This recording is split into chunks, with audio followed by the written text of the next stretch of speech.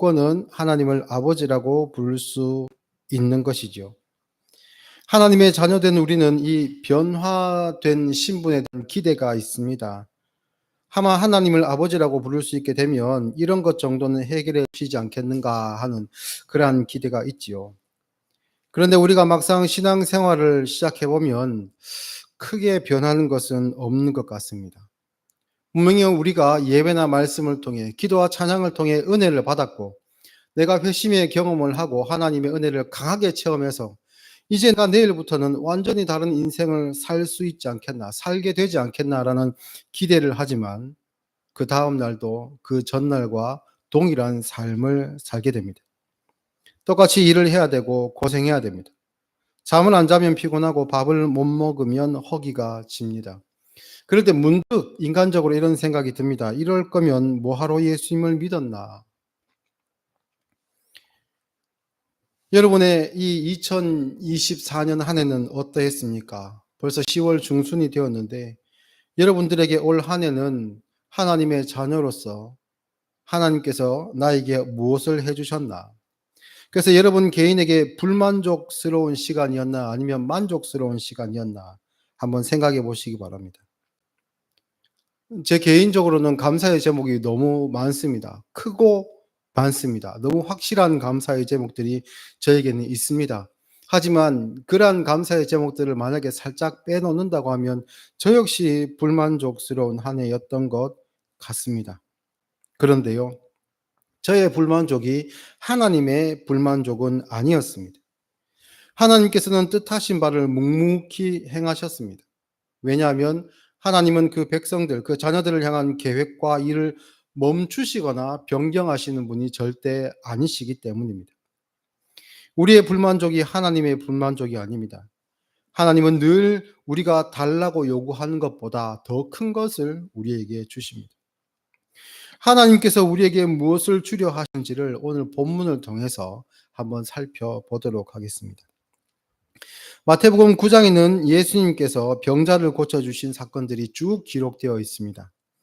1절에는 침상에 누운 중풍병자를 고쳐주셨고 18절에는 그 관리의 죽은 딸을 살리기 위해서 가신 그 장면, 그리고 가는 길에 20절에 12해 동안 혈루증을 앓은 여인을 고쳐주신 일, 그리고 27절에 두 맹인을 고쳐주시고 32절에 말 못하는 귀신 들린 사람을 고쳐주시고 35절에는 모든 병과 모든 약한 것을 고치셨다라고 말씀을 합니다.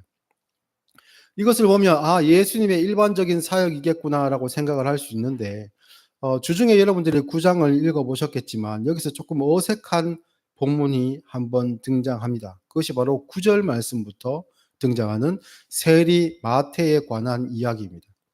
그래서 우리가 본문을 이 9장의 본문을 접근할 때 먼저 선행되어야 되는 것은 이 어색해 보이는 본문의 배치가 왜 이렇게 되어 있는가를 살피는 것입니다.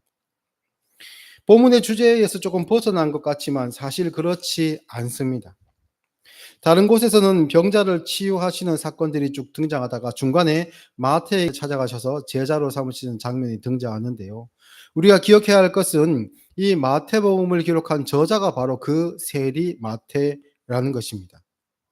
만약 마태가 일지를 기록하듯이 아무 생각이나 깊은 그런 사유 없이 그저 쭉 기록했다면, 그저 일지를 기록하듯이 쭉 기록했다면 상관없겠지만 마태가 그랬을 리가 있겠습니까? 그렇죠?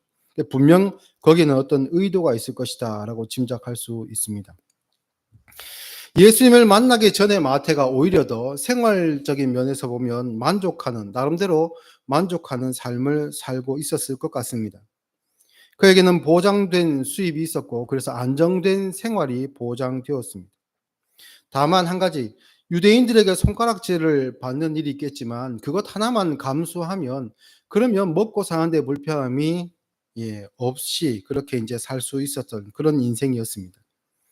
그런데 예수님께서 자기를 찾아오셔서 나를 따르라라고 했을 때 마태복음에는 등장하지 않지만 누가복음에 보면 마태가 어떻게 하냐면 모든 것을 버리고 일어나 따르니라라고 되어 있습니다. 자기의 이전의 모든 삶, 내가 나의 인생을 영위해 가기 위해서 가장 기본이 되고 가장 중요하다고 할 수 있는 이 세관원이라는 이 직업을 완전히 버려두고 온전히 예수님을 따랐다라고 그렇게 기록되고 있습니다. 그러면 이 마태가 예수님을 만나고 깨달았던 것은 무엇일까요? 그가 이전에 붙들었던 자기의 유일한 어떻게 보면 안식처라고 할 수 있고 기둥과도 같을 수 있었던 이 돈이라는 것, 이 세리라는 직업 말고 더 중요한 것, 더 소중한 것, 그것과 비교할 수 없이 좋은 것을 그가 발견했기 때문에 예수님을 따른 것 아니겠습니까? 마태가 이 사건을 기록하면서 그 여러분들 구장을 잘 읽어보시면 묘하게 이렇게 크로스되면서 설명이 나온 구절들이 있는데요. 12절 말씀해 보시면 사람들이 이제 수군거립니다. 왜 예수님이 마태 세리와 죄인들과 함께 하시나라고 수군거릴 때에 예수님께서 12절에 이렇게 말씀하십니다. 예수께서 들으시고 이르시되 건강한 자에게는 의사가 쓸데없고 병든 자에게라야 쓸데있느니라. 의사는 누구에게 필요합니까? 병든 사람에게 필요합니다. 마태복음 9장에는 어떤 이야기들이 기록되어 있습니까? 예수님께서 병자를 고치시는 사역들이 쭉 나열되어 있습니다. 근데 그 가운데에 누구 이야기가 들어 있습니까? 마태의 이야기가 들어 있습니다. 근데 그 이야기 하시면서 예수님께서 병자와 의사에 대한 말씀을 하시거든요. 그럼 마태도 역시 병자라는 얘기입니다. 마태는 죄라는 병, 자기를 사망으로 이끌고 있는 그 죄라는 병을 예수님을 만남으로 말미암아 알게 되었고 예수님께서 그 병을 치유해 주시자 새로운 사람으로 태어났습니다. 이전에는 불만도 없었고 이전에는 갈증도 없었던 그 영혼에 대한 갈증이 생기고 예수님을 따르는 그 삶이 어떠한 것인지 예수님을 통해 알게 된 마태가 완전히 새로운 사람으로 태어나게 된 것이지요. 그리고 우리가 두 번째로 살펴볼 것은 9장 전체를 흐르고 있는 하나의 주제인 공통의 주제인 믿음과 구원입니다. 믿음이라는 것은 무엇입니까? 저 사람 믿음 좋다라고 할 때 그 믿음은 어떻게 쓰입니까? 신앙인, 그것을 가진 사람의 상태를 보통 이야기를 많이 하죠. 그가 얼마나 열정적인가, 얼마나 뒤를 돌아보지 않는가, 얼마나 이것을 위해서 내 것을 희생하는가로 보통 믿음을 척도 삼기도 합니다. 만약 그렇게 된다면 그 사람의 믿음은 인생이라는 그래프에서 보았을 때는 굴곡을 그릴 수 있습니다. 어떨 때는 믿음이 좋은 것처럼 상향 곡선을 그리다가 어떨 때는 낙심하여 실패할 때는 또 좌절할 때는 그 곡선이 내려가는 것 같은 그런 그래프를 그릴 수가 있지요. 그러나 사실 성경이 이야기하는 믿음은 조금 다릅니다. 성경이 이야기하는 믿음이라는 것은 그것을 도구로 해서 하나님을 움직이는 그런 우리 쪽에서의 힘이 아니라 하나님을 신뢰하여 나를 변화시키는 것을 말합니다. 그래서 이 믿음의 주체는 그것을 가진 나 자신이 아니라 나에게 그 신뢰를 얻어내시는 하나님에게 있습니다. 하나님이 얼마나 믿을 만한 분이신가? 하나님이 얼마나 변개하지 않으시고 변덕이 없으신 분인가? 하나님이 얼마나 상황 따라 우리를 향한 마음을 거두었다가 주었다 하시는 그러한 분이 아니고 가장 좌절할 수밖에 없는 상황, 가장 절망적인 상황에서도 하나님은 우리와 함께 하시는가? 그것을 하나님께서는 우리에게 보여주시고 신앙생활을 통해 체험하고 경험한 우리는 변화되어 가는 것이죠. 그래서 하나님께서 기준이 되시고 우리가 그 영광의 자리로 한 걸음 한 걸음 나아가게 되는 것.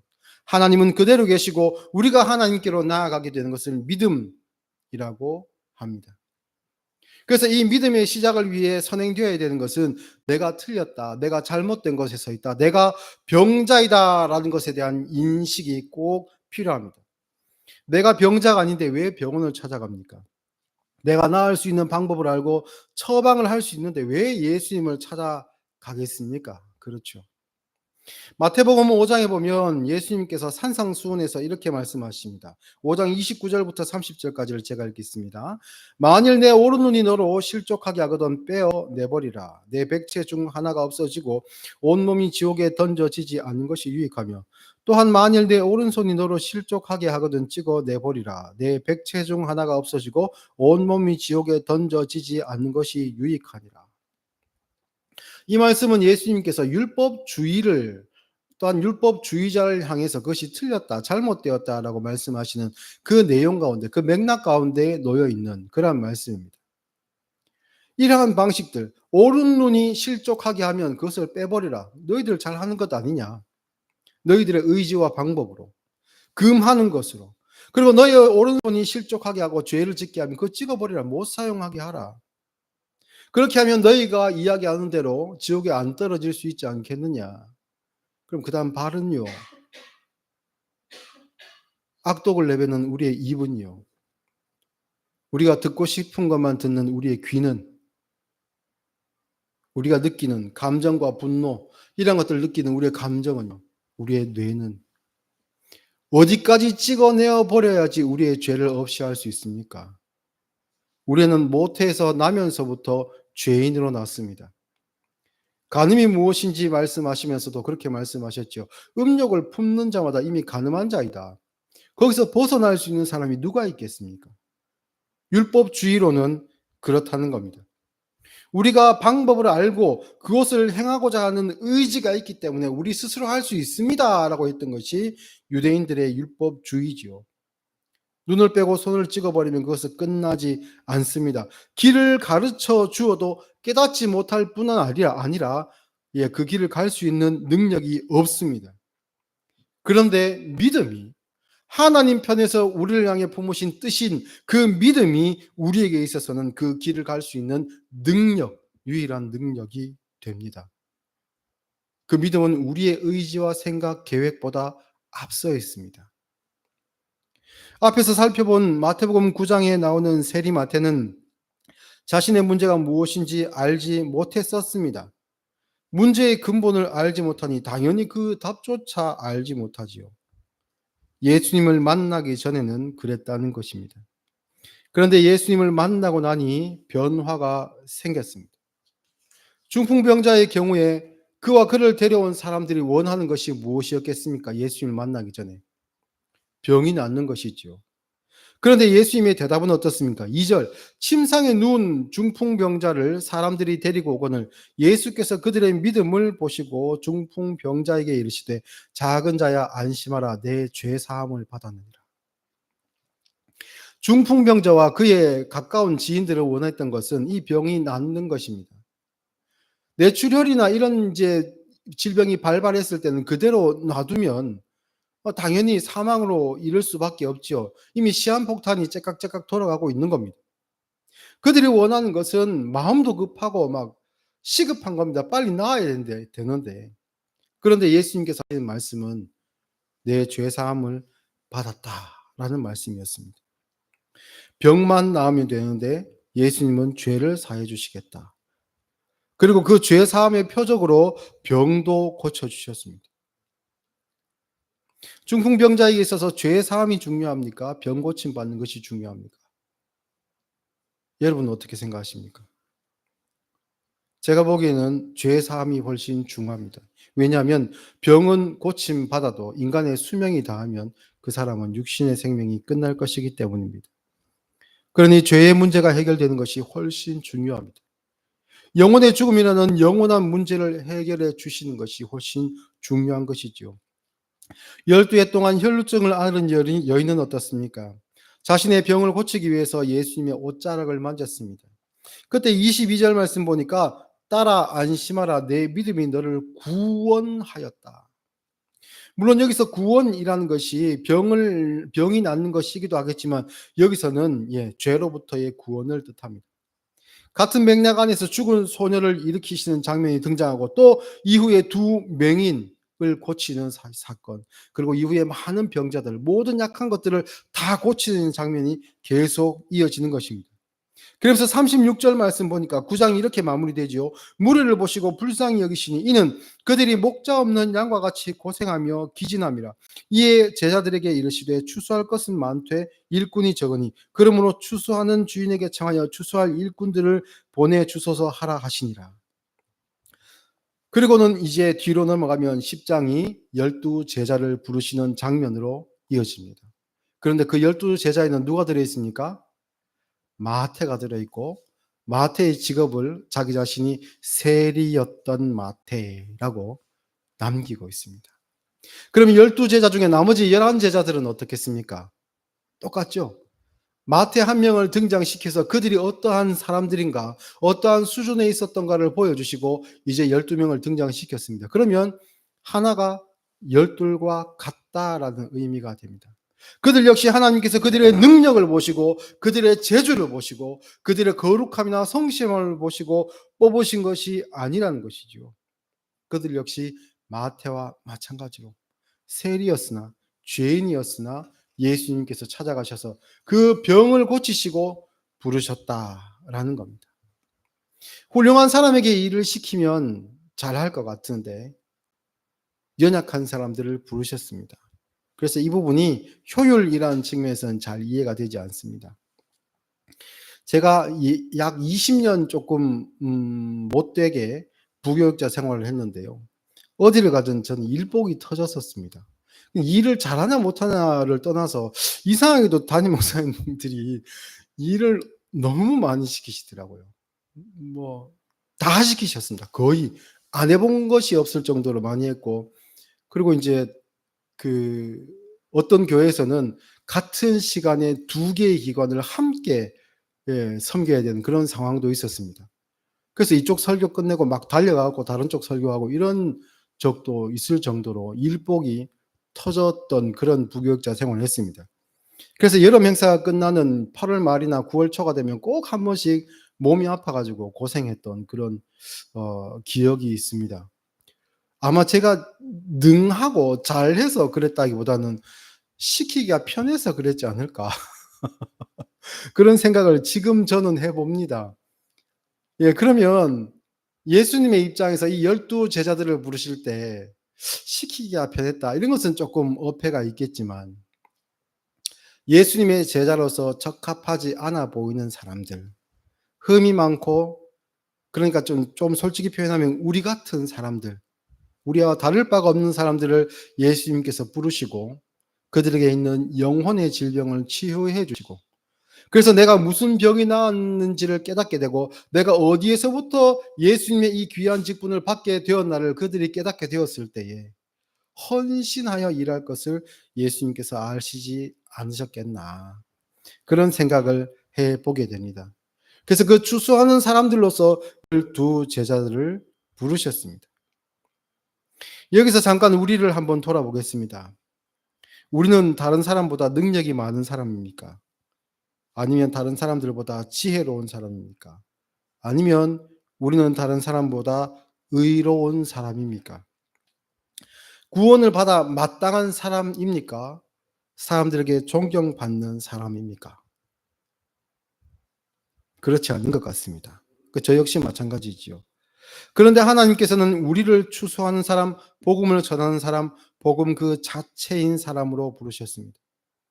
하나님께서 하시는 일에 도움이 별로 안 될 것 같은데 예수님께서 우리를 찾아오시고 마태와 같은 우리를 부르셔서 이 추수라는 귀한 일을 맡기셨습니다. 이런 식으로 생각하면 가장 도움이 안 되었던 사람이 누구이겠습니까? 예수님의 사역에. 교회로 보았을 때는 하나님과 교회의 적이라고 할 수 있는 바울 같은 사람이었겠지요. 그래서 바울은 자기에 대한 이야기를 하면서 고린도후서 12장에 이렇게 말씀합니다. 나에게 이르시기를 내 은혜가 내게 족하도다. 이는 내 능력이 약한 데서 온전하여짐이라 하신지라. 그러므로 도리어 크게 기뻐함으로 나의 여러 약한 것들에 대하여 자랑하리니 이는 그리스도의 능력이 내게 머물게 하려 함이라. 그러므로 내가 그리스도를 위하여 약한 것들과 능력과 궁핍과 박해와 곤고를 기뻐하노니 이는 내가 약한 그때의 강함이라. 바울은 약한 것을 떠나 도움 안 되는 것을 떠나 대적자였습니다. 원수였습니다. 그 과거는 지워지지 않습니다. 사도들과 교부들을 통해 그 다음 세대들을 통해 입과 입을 통해 전달되고 성경에 기록되어 있습니다. 그런데 그 약함을 통해 오히려 기뻐하고 하나님께 감사한다. 나는 약하지만 하나님은 이 약한 나를 통해 하나님의 강함을 드러내신다. 그렇게 고백하고 있는 것입니다. 예수님은 자격 없는 우리를 찾아오셨습니다. 그리고 우리의 영혼의 질병인 죄를 위해 십자가를 지셨습니다. 그래서 가장 근본적인 문제를 해결해 주셨지요. 근데 설교 시작할 때 뭐라 했습니까? 현실은 똑같다. 이게 함정이지요. 이게 신앙생활의 어려움입니다. 하나님은 믿음의 조상 아브라함을 부르실 때 이렇게 말씀하셨습니다. 창세기 12장 2절에 내가 너로 큰 민족을 이루고 내게 복을 주어 내 이름을 창대하게 하리니 너는 복이 될지라 너를 축복하는 자에게는 내가 복을 내리고 너를 저주하는 자에게는 내가 저주하리니 땅의 모든 족속이 너로 말미암아 복을 얻을 것이라 하신지라. 아브라함에게 아이가 없는데 아브라함을 통해서 세상에게 복을 주겠다. 그리고 네가 민족의 아버지가 되겠다라는 그런 약속의 말씀을 주셨습니다. 민족의 아버지, 열국의 아버지라는 이름을 가진 아브라함은 99세 될 때까지 후계자를 얻지 못했습니다. 현실이 그러했다는 겁니다. 그리고 똑같은 내용이 창세기 27장에 다시 한번 등장하는데요. 27장은 야곱의 이야기입니다. 야곱이 아버지 이삭에게 자기를 에서로 속이고 축복을 받는 장면이 등장하는데요. 창세기 27장 29절에 이제 이삭의 축복입니다. 만민이 너를 섬기고 열국이 내게 굴복하리니 내가 형제들의 주가 되고 내 어머니의 아들들이 내게 굴복하며 너를 저주하는 자는 저주를 받고 너를 축복하는 자는 복을 받기를 원하노라. 이 축복을 받았습니다. 이삭에게 야곱이. 그러면 게임이 끝났죠. 이제 내가 장자다. 그러면 다 꿇어야죠. 그런데 현실이 그대로입니다. 형은 여전히 나를 싫어하고 아버지 역시 나를 애정하지 않습니다. 그 뒤로부터 도망자의 인생이 시작됩니다. 그리고 야곱은 자신의 말년에 그 인생을 돌아보며 이 한 단어로 요약합니다. 험악한 세월을 살았나이다. 여기서 험악한으로 번역된 그 히브리어 라아라는 단어는 두 가지 의미로 쓰이는데요. 첫 번째는 신체적인 고통이나 정신적인 고통을 겪는 그러한 일들, 고통스러운 삶을 살았다는 것이 험악한이라는 그 라아라는 단어에 있는 표현이고, 또 하나 이것이 성경에서 사용될 때 조금 복수적인 의미로 사용되면서 도덕적으로 신앙적으로 하나님의 뜻에 배치되는 행위라는 그러한 의미를 담고 있습니다.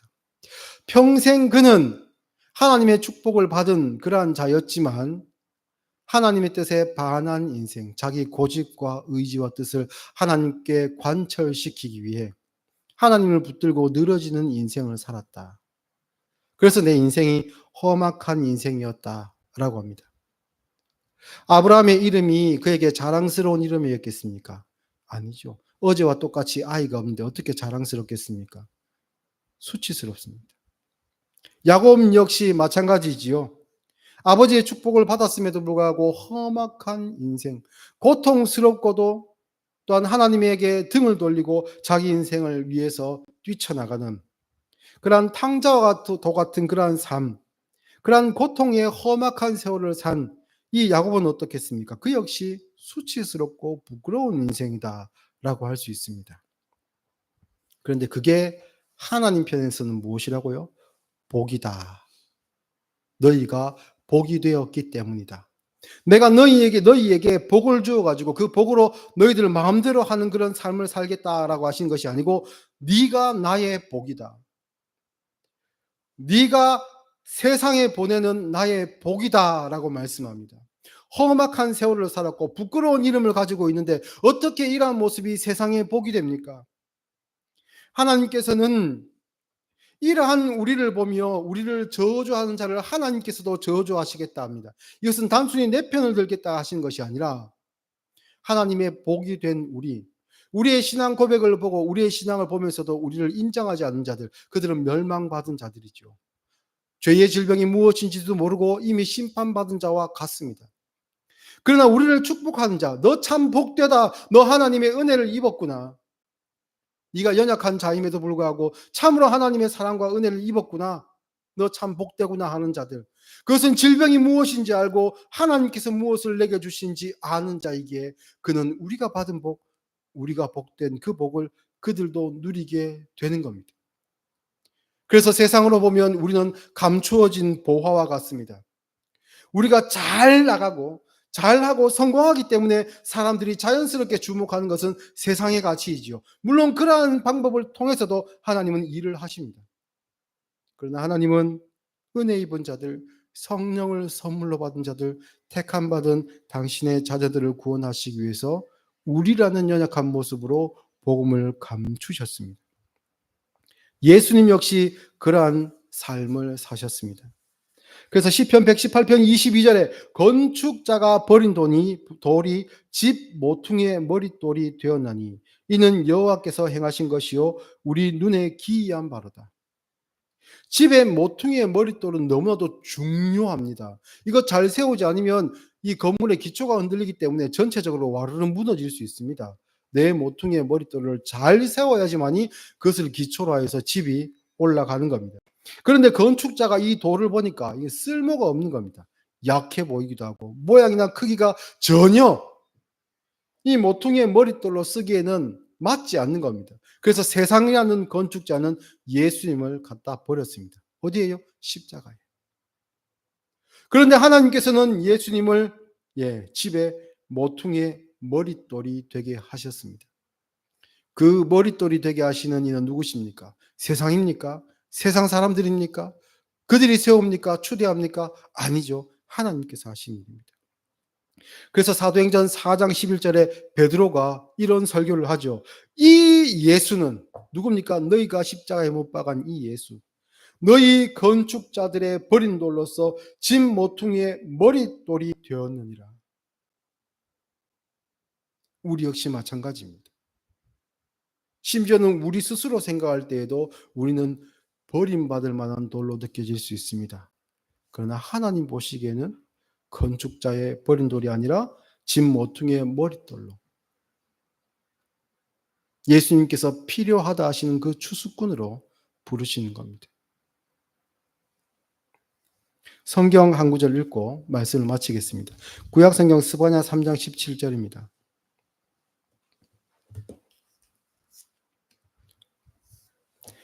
하나님께서 왜 이러시는가? 하필은 나에게, 사랑받을 자격이 없어 보이는 나에게, 칭찬받을 요소가 별로 없어 보이는 나에게 하나님께서 왜 이러시는가? 예수님은 왜 세리마태를 찾아갔고 연약한 자들을 살피셨는가? 여기 나옵니다. 1308페이지지요. 같이 한번 읽겠습니다. 스바냐 3장 17절. 너의 하나님 여호와가 너의 가운데 계시니 그는 구원을 베푸실 전능자이시라. 그가 너로 말미암아 기쁨을 이기지 못하시며 너를 잠잠히 사랑하시며 너로 말미암아 즐거이 부르며 기뻐하시리라 하리라. 하나님은 우리에게 이런 분이십니다. 하나님을 아버지라 부를 수 있게 된 특권이 바로 이러한 것입니다. 그래서 하나님은 우리에게 가장 좋은 것을 주시고 우리를 복이 되게 하셔서 세상의 복으로 보내주셨습니다. 물론 그것이 감추어져 있다 할지라도, 우리의 연약한 모습이 감추어져 있다 할지라도 하나님께서 우리를 가장 중요한 자리에 세우셨습니다. 그 사실을 꼭 기억하시고 하나님의 사랑을 받는 자로, 또한 예수님께서 추수꾼을 보내겠다 하신 그 사명에 손을 내미시는 그러한 분들로서의 인생 살아가실 수 있기를 예수님의 이름으로 축복합니다.